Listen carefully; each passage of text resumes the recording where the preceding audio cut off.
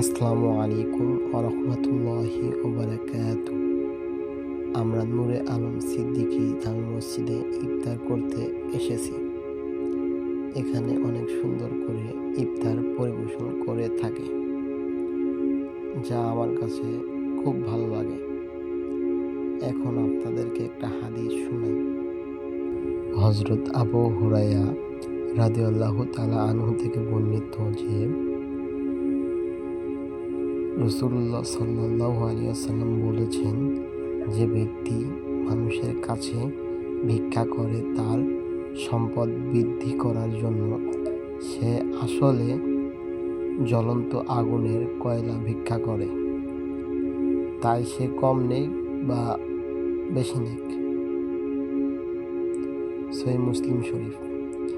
হাদিসটা যদি আপনাদেরকে ভালো লাগে তাহলে আপনাদের বন্ধুদের মাঝে শেয়ার করুন। ধন্যবাদ এতক্ষণ ভিডিওর সাথে থাকার জন্য।